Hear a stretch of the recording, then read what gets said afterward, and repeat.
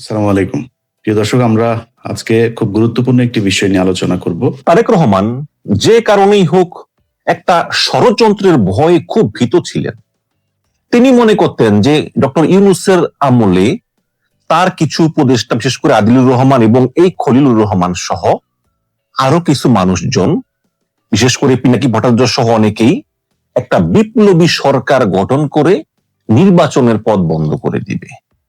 এবং তারেক রহমান বুঝতে পেরেছিলেন যে একটা নির্বাচন না হলে তিনি ক্ষমতায় আসতে পারবেন না, কারণ তিনি তো লন্ডনে, এবং তিনি দেশে ফিরতেও পারবেন না। এই কারণে তিনি ফেসবুকে লিখেছিলেন যে আমার দেশে ফেরাটা আমার একক নিয়ন্ত্রণাধীন নয়। তো এই সমস্ত কারণেই তারেক রহমান মনে করেছিলেন যে প্রেসিডেন্ট শাহাবুদ্দিন চুপ্পু এবং সেনাপ্রধান ওয়াকারুজ্জামান তারা যদি সরে যায় তাহলে কিন্তু বিএনপির ক্ষমতায় আসতে অসুবিধা হতে পারে। এবং এই কারণেই ডক্টর ইউনূস চেয়েছিলেন ওয়াকারুজ্জামানকে বিদায় করতে, তারপরে চুপ্পুকে বিদায় করতে, কিন্তু বিএনপি বাধা হয়ে তো দাঁড়িয়েছিল, একদম ঢাল হয়ে দাঁড়িয়েছিল রক্ষা করার জন্য, যে না, এই সেনাপ্রধান, এই রাষ্ট্রপতি, এদেরকে সরানো যাবে না একদম।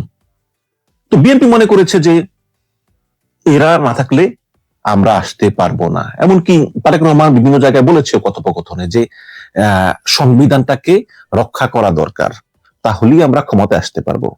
এখন হাসিনার সঙ্গে চুপ্পুর যোগাযোগ, এটা তো নতুন না। হাসিনার সঙ্গে চুপ্পুর যোগাযোগ এটা সবসময় ছিল। সরাসরি কথা হতো না, কিন্তু বিভিন্ন মাধ্যমে ঘুরিয়ে পেঁচিয়ে কথা হতো, বিশেষভাবে মেসেজ আদান প্রদান, বার্তা আদান প্রদান, এগুলো হতো। এবং এই সমস্ত রিপোর্ট কিন্তু ইউনূসের আমলেও ইউনূসের কাছেও ছিল, এবং তারা বিএনপিকে বলেছেও যে দেখো, এই চুপ্পু এখনো হাসিনার সঙ্গে যোগাযোগ করে। কিন্তু বিএনপি বলে না, আমরা বিশ্বাস করি না, কারণ বিএনপির কথা হচ্ছে যে ক্ষমতায় আসা লাগবে। হ্যাঁ, ক্ষমতায় আসা লাগবে। এখন চুপ্পুকে যদি সরিয়ে ফেলে তাহলে এই ডিপ স্টেট, সেই ইউনূস সরকার, তারপরে তার কিছু উপদেষ্টা, তারপরে আমাদের সম্পাদক মাহমুদুর রহমান, তারপরে ওই যে এবি পার্টির ফুয়াদ টুয়াদেরা যদি একটা বিপ্লবী সরকার গঠন করে, তাহলে তো আর আমাদের ক্ষমতায় আসা হবে না। বিভিন্ন চিন্তা ভাবনা থেকে তারা বলে যে আমরা চুপ্পুর সঙ্গে আছি, কারণ চুপ্পুর সঙ্গে তো হাসিনা যোগাযোগ নতুন না, এটা বিএনপি জানতো। এখন বিএনপি ক্ষমতায় আসার পর বিএনপি মনে করেছিল কি যে না, চুপ্পু বোধহয় এবার ভালো হয়ে গিয়েছে।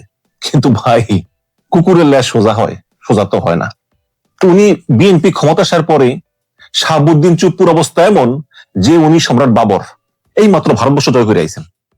উনি কালের কণ্ঠ পত্রিকা ইন্টারভিউ দিল, ওই কালের কণ্ঠের দালাল সাংবাদিক হায়দারের কাছে, এবং খুব দুঃখ ভরা আক্রান্ত হৃদয়ে যে ইউনূস আমারে বন্দি করে রাখছে, ইউনূস আমার প্রেস সেক্রেটারিদেরকে সরিয়ে দিছে, ইউনূস আমাকে কোথাও যাইতে দেয় নাই, ইউনূস আমাকে বিদেশ সফর করে অবহিত করে নাই, আরো নানা কিছু। কিন্তু ডক্টর ইউনূস সরকার কেন এই কাজ করেছে এই কারণে যাতে ষড়যন্ত্র বন্ধ করে রাখা যায়। দেখেন, ওনার জায়গায় রাষ্ট্রপতি আমি হলে কিন্তু আমি কোনো সমালোচনাই করতাম না, মুখ বন্ধ রাখতাম। কারণ রাষ্ট্রপতি হচ্ছে রাষ্ট্রের সর্বোচ্চ ব্যক্তি, তাকে এমন হুটহাট করে সাংবাদিকদেরকে ইন্টারভিউ দেওয়া, এই যে ওই ইউনূসের আমলে মানব জমিনের মতি ভাইকে বললো শেখ হাসিনা পদত্যাগ করেন নাই, তাহলে 5ই আগস্ট আপনি নিজে বলছেন শেখ হাসিনা পদত্যাগ করছে, তার মুখের এখনো রেকর্ড আছে, অডিও রেকর্ড। কাজে এই যে রাষ্ট্রপতি এখন এক কথা বলে তখন এক কথা বলে, তারপরে ইউনূস চলে যাওয়ার পরে চরম সমালোচনা, তারপরে তারেক রহমান একসময় চলে গেলে তার সমালোচনা, এখন তো পদত্যাগ করছে গতকালকে। এখন আপনি দেখেন যদি তাকে নির্বিঘ্নে বিদেশে যেতে দেওয়া হয়, দেখবেন বিদেশে গিয়ে আবার এই সরকারের বিরুদ্ধে নানা রকম সমালোচনা করবে। এবং রাষ্ট্রপতি হওয়ার জন্য যে একটা গাম্ভীর্যটা তো তার নাই। শেখ হাসিনার আমলে কি বলছে যে উনি আমাকে পায়ের ধুলা দেন নাই, আবার একটা অনুষ্ঠানে বলতেছে যে স্যার ঝড় উঠতেছে, বক্তব্য সংক্ষিপ্ত করেন। উনি বলছে কিসের ঝড় তো এখন আমি উঠাবো। তাহলে এই যে একটা রাষ্ট্রপতির গাম্ভীর্যশীল কথাবার্তা, এটা ওনার ভিতরে কখনোই ছিল না। উনি যার সঙ্গে মজা তার সঙ্গে দেখা করতেন, কথা বলতেন। কালকে দেখেন পদত্যাগ করছেন, ভালো কথা, পদত্যাগ করছে, এবং তিনি সাংবাদিকদেরকে ফোন দিয়েছেন যে হ্যাঁ আমি পদত্যাগ করছি, আমি এটা। অনেক সাংবাদিক তাকে ফোন দিয়েছেন, আবার তিনিও সাংবাদিকদেরকে ফোন দিয়েছেন, দিয়ে কথা বলেছেন। আবার এনসিপি তার বিচার দাবি করে তিনি বলছেন আরে দূর, ওসব ছাড়েন তো, এদেরকে উপদেষ্টা বানাইছি আমি, এদেরকে মন্ত্রী বানাইছি আমি, আবার মানে দরকার ছিল না তো এগুলোর। আপনি রাষ্ট্রপতি, আপনাকে বলছে বিএনপি পদত্যাগ করতে, আপনি পদত্যাগ করছেন, এত কিছু দরকার নেই। এই হচ্ছে গিয়ে এই রাষ্ট্রপতি চুপ্পু, যার অধ্যায় শেষ হলো গতকালকে। এবং এটা বিএনপির বুঝতে কিন্তু অনেক সময় লাগলো এই কারণে যে আসলে বিএনপি হয়তো বা বুঝতে পেরেছে, বাট চিন্তা করেছে যে একটু সময় নেই। বিশেষ করে লন্ডন সফরে যাওয়ার পর চুপ্পু মনে করেছিল যে এখন তো লন্ডনে আসছি, এখন তো আর বাংলাদেশের মতো যে খবরদারি নাই, যে বাংলাদেশে ওই যে ফোনে আড়ি পাতা, কারণ লন্ডনের ফোনে তো আড়ি পাতা বাংলাদেশের কোন গোয়েন্দা সংস্থার পক্ষে সম্ভব না। এই কারণে লন্ডনে এসে তিনি সরাসরি ভিডিও কলে কথা বলেছেন। এবং বাংলাদেশ সরকার কিন্তু অলরেডি লন্ডনে একাধিক গোয়েন্দা সংস্থা নিয়োগ করে রেখেছে, যারা লন্ডনের গোয়েন্দা সংস্থা, তারা ভাড়ায় কাজ করে। পাশাপাশি আমাদের জুলকারনাইন স্যার আমি তো আছি।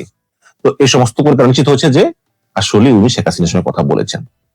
প্লাস শেখ হাসিনার ডিসেম্বরে দেশে ফেরার হুঙ্কার, প্রশাসনে, সচিবালয়ে, এরা সবাই তো শেখ হাসিনা লুটপাট করতো, এখন তো লুটপাট করতে পারে না ওই পর্যায়ে। এই কারণে সবাই খুবই সংক্ষুব্ধ। তারা গোপনে গোপনে সচিবালয়কে আছে, পুলিশ প্রশাসন, আমলা, সচিবালয় আছে তো এগুলা। এবং সরকারও দেখতেছে যে শেখ হাসিনা যখন বলতেছে ডিসেম্বরে আসবে, তখন বিভিন্ন সরকারি প্রতিষ্ঠানে একটা পরিবর্তন, একটা অস্থিরতা। তখনই সরকার নড়ে চড়ে বসে সিদ্ধান্ত নেয় যে না, আর ওয়েট করা যায় না। আপনারা দেখবেন যে গত কয়েকদিন ধরে প্রায় অনেক পুলিশ সদস্যকে, এই সংখ্যাটা বোধহয় 1000-এর নিচে বা উপরে হবে, তাদেরকে বাধ্যতামূলক অবসর দিয়েছে। কারণ সরকার কোনো রিস্ক নিতে চায় না। সরকার মনে করতেছে যে প্রশাসনের প্রায় 90% মানুষই এখন মুখোশ পরে আছে। যদি কখনো শেখ হাসিনার কোনো সিচুয়েশন তৈরি হয় দেশে ফেরার, তাহলে এরা এদের আসল রূপ দেখিয়ে দেবে। সরকার ওই সুযোগ দিতে চায় না। এর পদক্ষেপ হিসাবে সরকার এই রাষ্ট্রপতি চুপ্পুকে সরিয়ে দিয়েছে।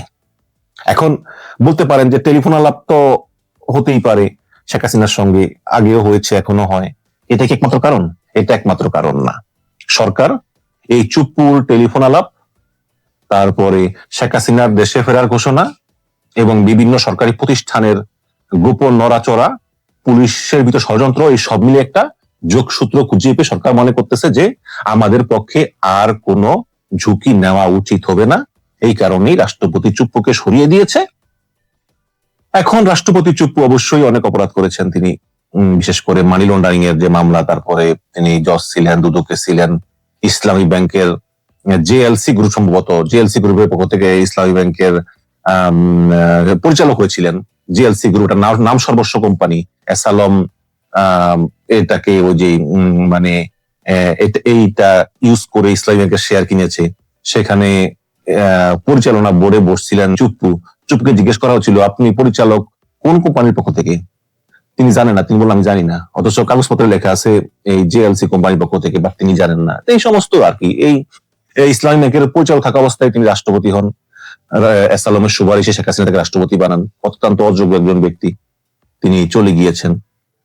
যদিও তিনি একমাত্র রাষ্ট্রপতি যিনি স্বল্প সময়ের ব্যবধানে 3 জন সরকার প্রধানকে শপথ পড়িয়েছেন। দ্বিতীয় তো ভাগ্যবান বলাই বাহুল্য, বাট অযোগ্য। এখন নতুন রাষ্ট্রপতি বিএনপি নির্বাচন করবে। আমার মতে মির্জা ফখরুল ইসলাম আলমগীরকে দিলে ভালো হয়। তিনি রাজপথের লড়াকু সৈনিক এবং বিএনপিকে একা হাতে তিনি ধরে রেখেছেন। আসলে অনেক প্রলোভন ছিল, লোভ ছিল। সরকারের পক্ষ থেকে, তৎকালীন সরকারের পক্ষ থেকে কোটি কোটি টাকার অফার ছিল, শত শত কোটি টাকার অফার ছিল। এবং তারেক রহমান লন্ডনে ছিলেন। এই ফখরুল সাহেব একাই বিএনপির হাল ধরেছেন। আলোচনা আছে, সমালোচনা আছে। ফখরুল সাহেবের অনেক কথা অনেকের মনে কষ্টের কারণ হতে পারে, কারণ তিনি বিপ্লবের কথা বলেন না। তিনি বলেন যে গণতন্ত্র, ভোটাধিকার, বিএনপি বিপ্লবী দল না, বা বর্তমানে তার কথাবার্তায় মনে হয় তিনি একটু উদারপন্থী। এই জন্য তিনি কট্টরপন্থীদের একটু অপ্রিয় ভাজন। হয়তো তার কথা একটু লেফটিস্টের সুর পাওয়া যায়, রাইটিস্টরা একটু অপছন্দ করতেই পারেন। বাট সব মিলিয়ে বাংলাদেশে তার যে অবদান, ত্যাগ, এই লাস্ট 17 বছর ধরে, তার সমতুল্য কেউ আছে বলে আমি মনে করি না। সুতরাং রাষ্ট্রপতির পদটা, যদিও বাংলাদেশ সংবিধান অনুযায়ী রাষ্ট্রপতির কোনো ক্ষমতা নাই, বা তারপরেও কিন্তু তিনি রাষ্ট্রের সর্বোচ্চ ব্যক্তি। সুতরাং আমি মনে করি যে মির্জা ফখরুল ইসলাম আলমগীর তিনি বলেছেন যে এবারই তার শেষ নির্বাচন, আর তিনি রাজনীতি করবেন না। স্বাস্থ্যের অবস্থা ভালো না, লন্ডনে দেখেছি তো, ভালো না স্বাস্থ্যের অবস্থা, জীবনে